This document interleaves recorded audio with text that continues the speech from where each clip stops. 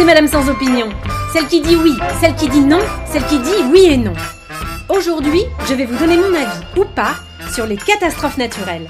Vous savez, les Harvey, Sandy, José, Xynthia et autres bouleversements, qui ne portent pas tous des noms de professionnels du porno, mais qui défoncent bientôt quand même. Pour tout vous dire, je ne suis pas tout à fait contre. Enfin, je ne suis pas sadique non plus. Je ne souhaite pas tous ces morts, toutes ces destructions, ni la misère qui s'ensuit. Simplement, je trouve que c'est un bon sujet de désastre. Pour les journalistes déjà, les pauvres, qui parlent de l'Ukraine en boucle depuis 2 ans, qui sont perdus dans les épisodes façon Santa Barbara entre la Corée du Nord et la Corée du Sud, et pour qui le sujet Donald Trump est plus collant qu'une crotte de nez au bout d'un doigt, un tremblement de terre ou un séisme, ça fait du bien, ça change les idées. Et puis pour nous, spectateurs, ça remet l'église au milieu du village. Le temps d'un instant, on se dit qu'on est bien peu de choses, qu'on a de la chance de vivre là où on vit.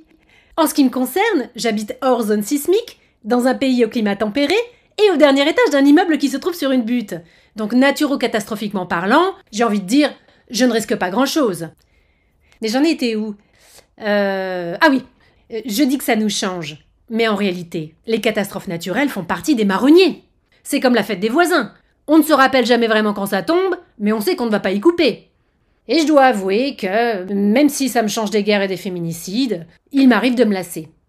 Mais bon, j'essaie de m'y intéresser quand même, d'en profiter pour apprendre des choses. Lors des dernières inondations en Italie, par exemple, j'ai découvert que les porcs pouvaient nager. Avec le séisme en Turquie, que les chiens retiennent beaucoup mieux leur respiration sous les gravats que les enfants. Et saviez-vous que tsunami signifie littéralement vague sur le port ?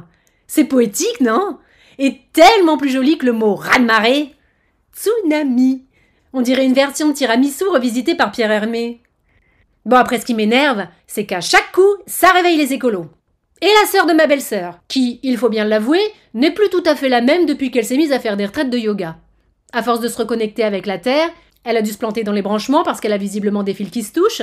Elle est persuadée que Mère Nature se venge de ce que l'homme lui fait subir. Alors moi je veux bien, mais si c'était vraiment la planète qui faisait sa vendetta, elle s'en prendrait directement aux pollueurs, pas aux pauvres gens qui sont déjà dans la galère.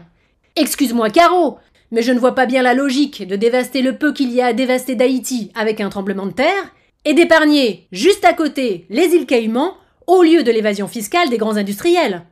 Et puis tu m'expliqueras aussi pourquoi il n'y a jamais de cata au Qatar, en dehors du foot je veux dire. Et pourquoi jamais d'inondation à Monaco ?